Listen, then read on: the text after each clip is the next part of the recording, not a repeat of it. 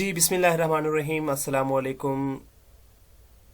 You are watching Biologism and I am your mentor Sadiq Hussain. Either you are watching us on Facebook or on YouTube. Welcome to all of you in a new video tutorial. और आज के video tutorial में हम discuss करेंगे phylum Mollusca को, उसकी चंद characteristics को और उसके साथ साथ उनकी जो 6 क्लासेस हैं उन क्लासेस को और उन क्लासेस की फर्दर क्लासिफिकेशन के दौरान जो एग्जाम्पल हैं उनको भी हम स्टडी करेंगे। सो बायोलॉजिज्म को सब्सक्राइब कीजिए, इसे फेसबुक पर भी फॉलो कीजिए और आपका जो साथ है हमें इस वीडियो में टिल एंड तक चाहिए, क्योंकि इस वीडियो के अंदर हम कुछ इंपॉर्टेंट पॉइंट्स जो है उनको क्लियर करेंगे। चलें जी, आज की वीडियो स्टार्ट करते हैं। और पहला जो हमारे पास करैक्टरिस्टिक्स हैं इस फाइलम की, फाइलम मोलस्का की, उनको हम डिस्कस करेंगे। तो सबसे पहले हम वर्ड देखते हैं कि मोलस्क का मतलब क्या होता है। तो जो मोलस्क का वर्ड है दैट इज फ्रॉम मोलिस और इट इज अ मोलस्क। तो इसका मतलब ये होता है सॉफ्ट। तो इस फाइलम के अंदर ऐसे ऑर्गेनिज्म को हम देखेंगे जो कि सॉफ्ट बॉडीड होंगे, सॉफ्ट बॉडी होगी उनकी। देन किंगडम के ओबियसली बात करेंगे तो किंगडम ओबियसली इनका एनिमिलिया है। हैबिटेट के हवाले से हम बात करेंगे तो मोस्टली इसके अंदर जो है हमें इक्वेटिक मिलते हैं और चंद एक जो हैं वो इसमें से ट्रिस्टियल भी हमें मिलते हैं। बॉडी जो है इनकी बहुत ज़्यादा सॉफ्ट है, इसी वजह से हम इनको मोलस्कस कहते हैं। और इसके अंदर आपने याद रखनी है सेगमेंटेशन जो है वो नहीं होगी। जैसे फाइलम एनालिडा, अगर आपने फाइलम एनालिडा की वीडियो देखी है तो दैट्स गुड। अगर आपने अभी तक नहीं देखी तो ऊपर कॉर्नर में एक आई का निशान आ रहा है और यहाँ पे फाइलम एनालिडा आ रहा होगा, तो यहाँ पे क्लिक करके आप हमारे फाइलम एनालिडा की जो वीडियो है वो जरूर देख सकते हैं। ये सिर्फ यूट्यूब पे मौजूद होगी। अगर आप अपने फेसबुक पे देखना चाहते हैं तो बायोलॉजिज्म के पेज को सर्च कीजिए और वहाँ पे फाइलम एनालिडा की वीडियो जो है वो शेयर की जा चुकी है, तो वहाँ पे भी आप देख सकते हैं। और उसके साथ साथ आर्थ्रोपोडा का भी सेम ऊपर कॉर्नर में आपको आई के साथ फाइलम आर्थ्रोपोडा लिखा नजर आ रहा होगा, यहाँ पे भी क्लिक कर सकते हैं या फिर उसका लिंक जो है वो डिस्क्रिप्शन में आपको मिल जाएगा, तो वहां पे भी आप देख सकते हैं। तो जरूर फाइलम आर्थ्रोपोडा और फाइलम एनालिडा की वीडियोस भी देखिए, वहां पे बहुत ज्यादा कॉमन एग्जांपल जो हैं उनके साथ साथ इन फाइलम को एक्सप्लेन किया गया है। सो उनके अंदर हमने ये पढ़ा था कि सेगमेंटेशन जो होती है वो बहुत ज्यादा मौजूद होती है और मेटामेरिकली जो है वो एनिमल सेगमेंटेड होते हैं, लेकिन फाइलम मोलस्का के अंदर ये सेगमेंटेशन हमें नजर नहीं आती। देन ग्रेड ऑफ ऑर्गेनाइजेशन की बात करेंगे तो यहाँ पे भी ऑर्गन सिस्टम जो है वो मिलेगा। देन लेयर की बात करेंगे तो ट्रिप्लोब्लास्टिक होगी। ट्रिप्लोब्लास्टिक होने का मतलब ये है कि यहाँ पे हमें जो कैविटी है, बॉडी कैविटी, जिसे हम होमोसील का नाम दिया था फाइलम आर्थ्रोपोडा के केस में, यहाँ पे वो कैविटी हमें नजर आएगी। देन अगर इनकी सिमेट्री की बात करेंगे तो बायलैटरल सिमेट्री है। बायलैटरल सिमेट्री का मतलब ये है कि इनके अंदर अगर 2 इक्वल हिसाब में इनकी बॉडी को डिवाइड किया जाए तो मिरर जो है ईच ऑर्गन का जो है वो हर पार्ट के अंदर या हर साइड के अंदर मौजूद होता है।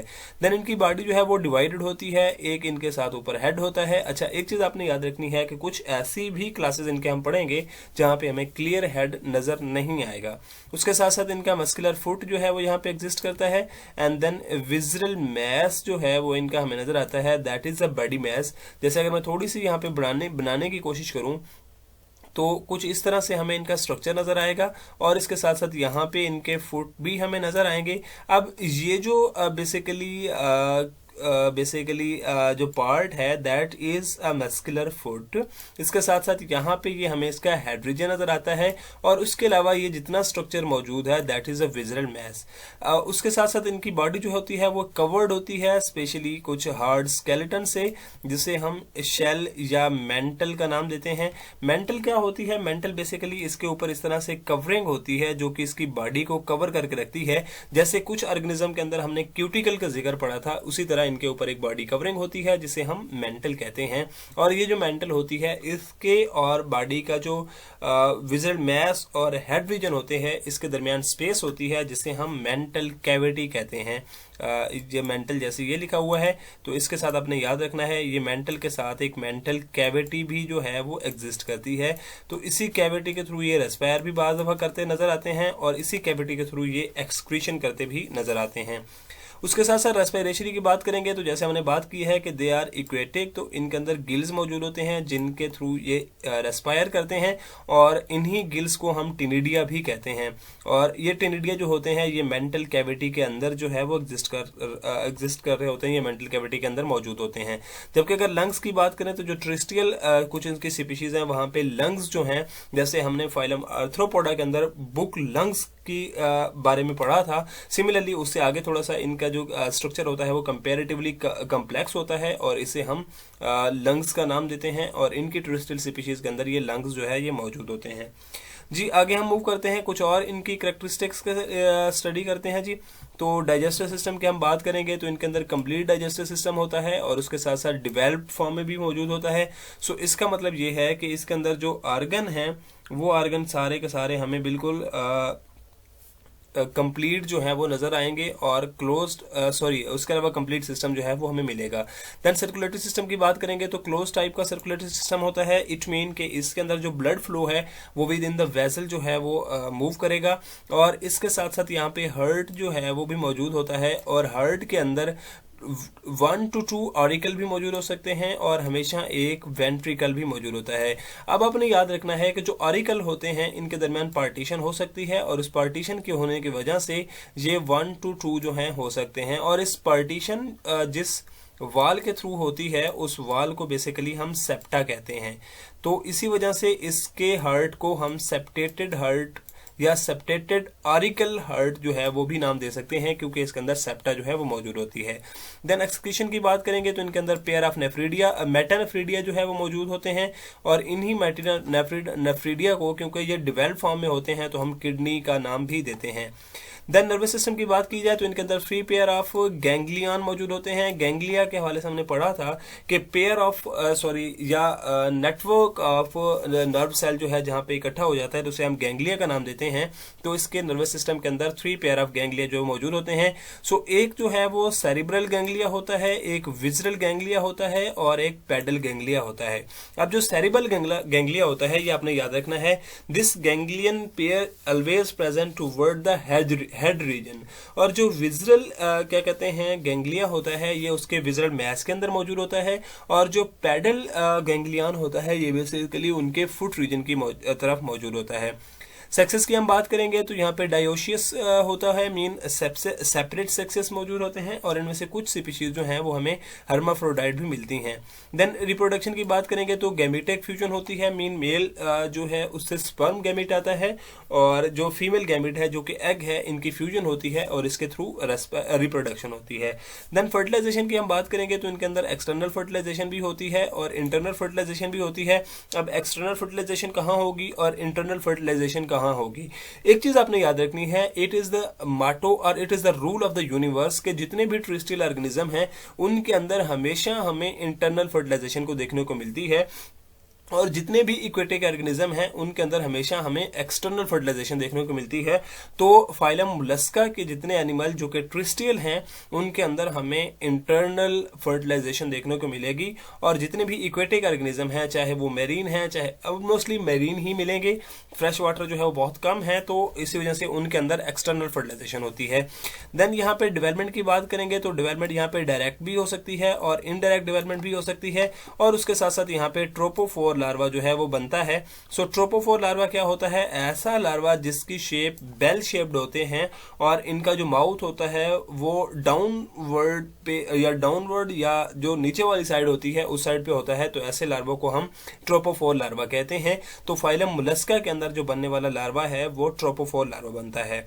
सो ये उसकी कुछ कॉमन कैरेक्टरिस्टिक्स थी। अब हम मूव करते हैं जी फाइलम मोलस्का की क्लासिफिकेशन के बारे में, और क्लासिफिकेशन के अंदर आप देखेंगे कि इसकी 6 क्लासेस हैं, और इन 6 क्लासेस में से 3 क्लासेस ऐसी हैं जो कि बहुत ज्यादा प्रोमिनेंट हैं, और इनके प्रोमिनेंट होने की वजह यह है कि इन क्लासेस के अंदर डाइवर्सिटी जो है वो बहुत ज्यादा है। तो अब हम इनकी क्लासिफिकेशन को स्टडी करते हैं। So let's move ahead towards the first basically class, and the first class is Pelicypoda। इसको आप पेलीसाइपोडा भी बोलते हैं या पेलिका पोडा भी बोलते हैं, और उसके साथ साथ इसका जो कॉमन नेम है जो कि हमें आम तौर पे देखने को मिलता है, इसे हम बाइवाल्विया कहते हैं। अब बाइवाल्विया जो है दे आर मोस्टली मैरीन। इसके साथ साथ ये बरो करते हैं अपने आप को मड के अंदर और साथ में सैंड के अंदर। मीन ये सैंड या मड के अंदर अपने आप को छुपा के रखते हैं। सिमेट्री की बात हम करेंगे तो बायलैटरल सिमेट्री है, और बॉडी जो होती है दैट इज लिटरली कंप्रेस्ड। अब लिटरली कंप्रेस्ड का मतलब क्या है, जैसे अगर आप देखें तो ये आपके सामने इनके जी मजल्स की कुछ कॉमन एग्जांपल हैं। अब मजल्स के एग्जांपल आप देख लें, या ये यूनियो है इसके एग्जांपल देख लें, या माइटेलस है अगर आप इसकी एग्जांपल देखें तो ये इनका माउथ साइड है, जैसे इसका ये डाउनवर्ड माउथ साइड है और इनका भी डाउनवर्ड माउथ साइड है। तो ये क्या होता है कि इसकी बॉडी ऊपर वाले रीजन की तरफ, मीन लेटरल रीजन की तरफ कंप्रेस होती हुई नजर आ रही है, जैसे यहाँ पे भी आप देख सकते हैं। तो इस वजह से हम इसे क्या कहते हैं कि इनकी बॉडी जो है वो लिटरली कंप्रेस्ड होती है। उसके साथ साथ यहाँ पे एक चीज आपने याद रखनी है कि बाइवाल्विया क्लास के अंदर कोई भी डिस्टिंक्ट हेड रीजन जो है वो हमें नजर नहीं आता। So that was the class Placophora और बाइवाल्विया। अब हम क्लास 2 की तरफ मूव करते हैं जी। इनकी क्लास 2 जो है उसे हम कहते हैं Gastropoda. That is a very common class, और इसके साथ साथ ये भी हमारे पास कॉमन क्लास है इसकी दूसरी। दे कैन बी इक्वेटिक और दे कैन बी ट्रिस्टियल, और इनमें के अंदर स्पाइरल शेल जो है वो बहुत ज्यादा मौजूद होते हैं। जैसे हमने पढ़ा था कि इनकी जो बॉडी होती है उसके ऊपर मेंटल कैविटी हो सकती है, मेंटल हो सकती है, या उसके साथ साथ शेल भी हो सकता है।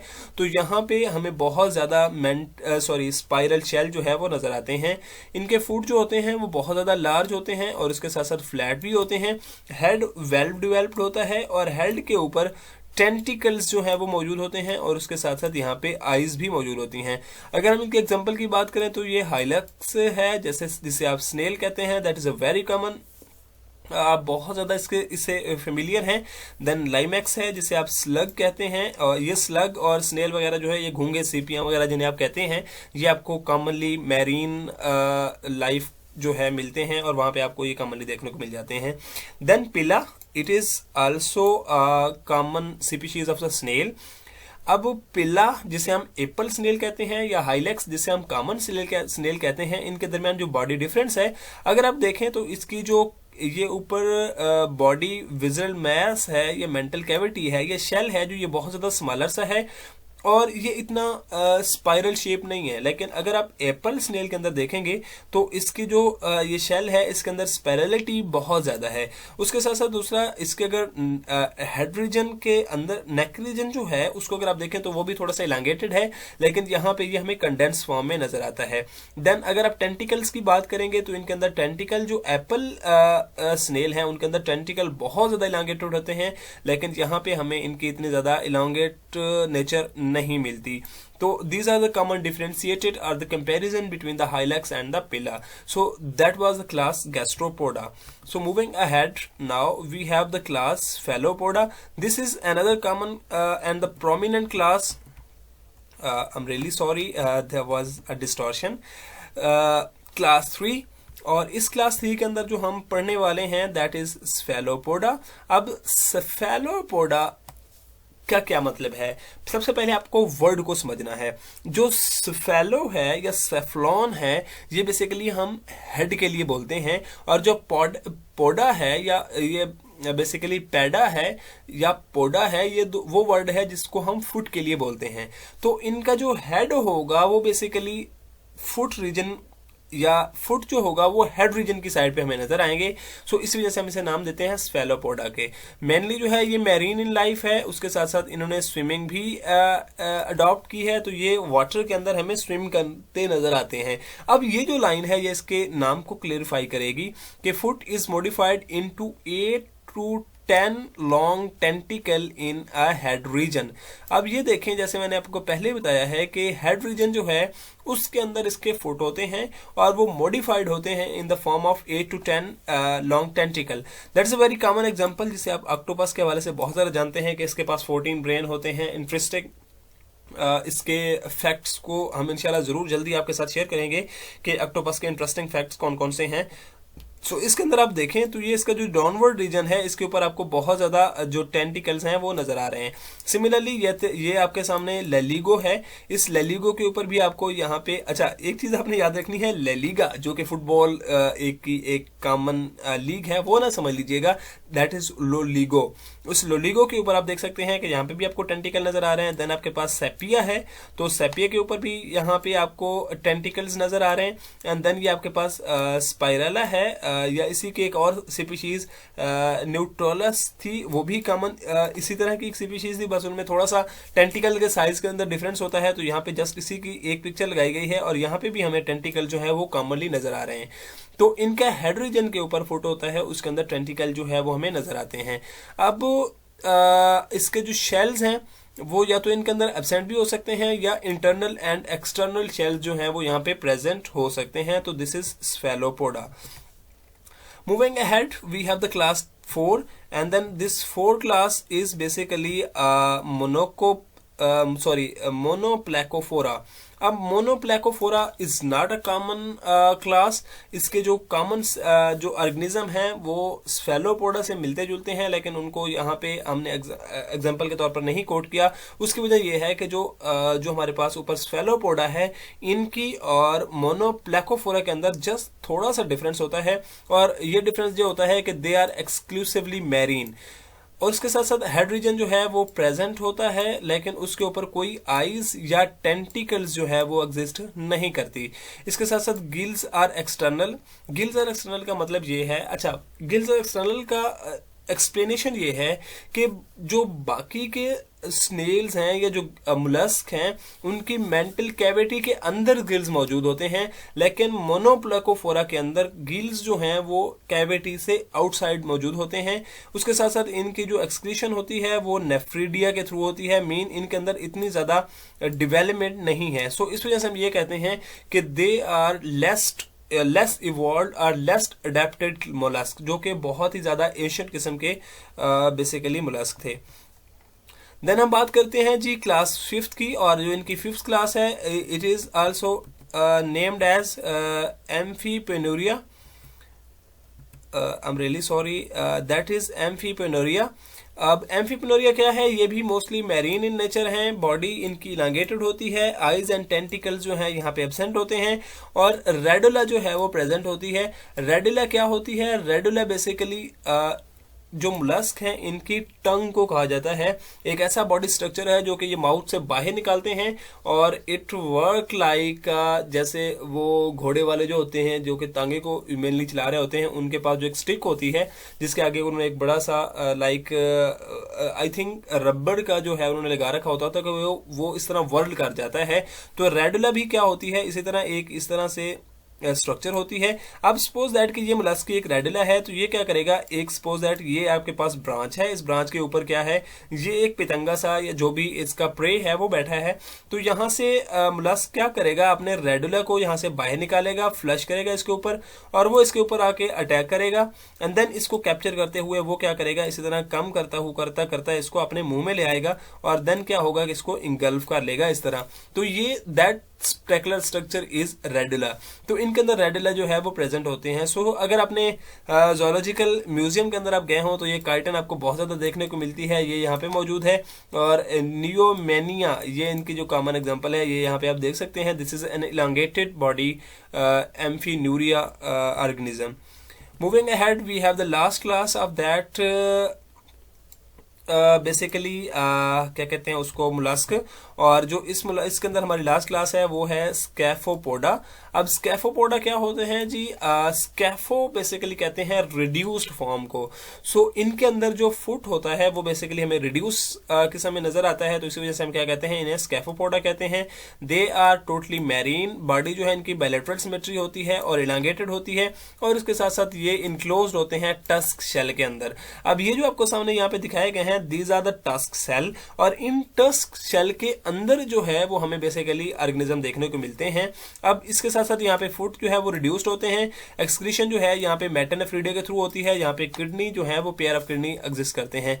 देन एग्जांपल की हम बात करें तो ये कैडोकोलस है, ये कैडोकोलस जो है ये इसका टस्क शेल है। अब इस टस्क शेल के अंदर क्या होता है, इलांगेटेड फॉर्म में ये स्कैफोपोडा ऑर्गेनिज्म जो है वो कैडोकोलस एग्जिस्ट कर रहा होता है। देन ये डेंटिलियम है, तो डेंटिलियम के अंदर भी आप देख सकते हैं same these are the tusk shell, और इन टस्क शेल के अंदर क्या होता है वो डेंटिलियम जो है वो एग्जिस्ट कर रहा होता है।